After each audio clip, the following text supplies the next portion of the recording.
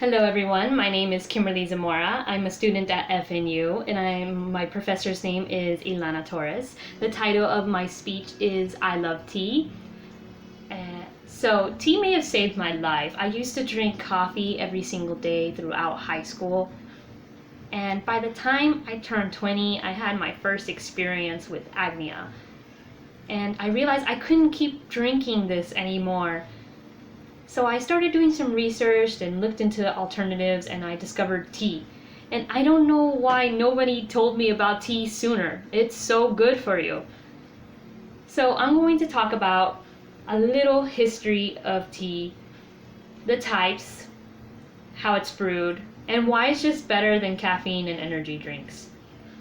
So tea has been around for centuries. The legend of tea states from China that there was an emperor named Emperor Shun who was sitting under a tree with hot cups of boiling water when some leaves fell into the hot cup of boiling water, and they brewed, and he discovered it gave it a nice robust flavor. Thus tea was born.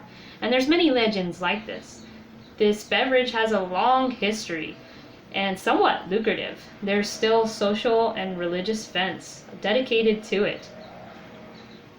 And even in the 18th century, tea trade led to war between China and the British Empire, known as the Opium Wars.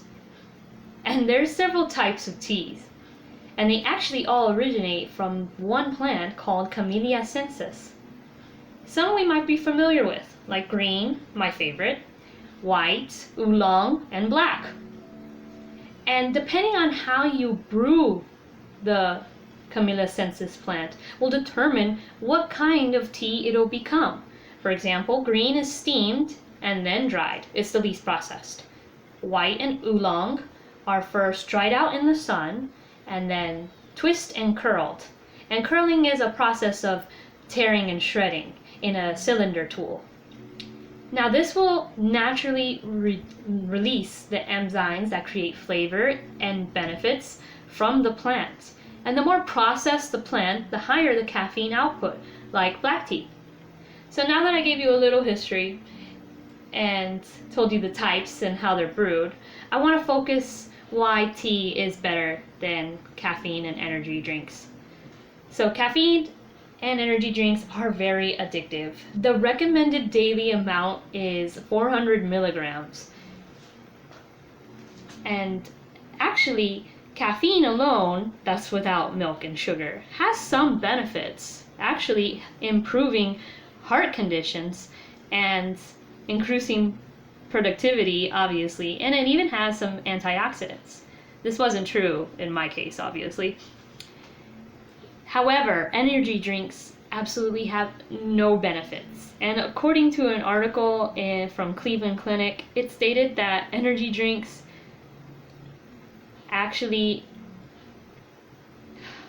cause insomnia, heart palpitations, seizures, which can be deadly,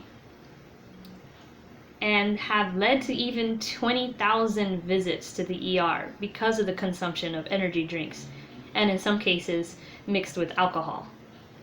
Luckily for us, there's tea, and tea has a monumentous amount of antioxidants that help with reducing cancer, heart conditions, any ailment that you can think of, like joint pain or Alzheimer's. Tea could probably help it, possibly even cure it. If you want to do yourself a favor and live a long and healthy life, I recommend that you drink tea instead of caffeine. Tea has a long history and was first used medicinally. There's all types for any ailment. Caffeine and energy drinks hold little health benefits and high risk. Do yourself a favor and make the switch today. I guarantee you won't regret it. Drink tea.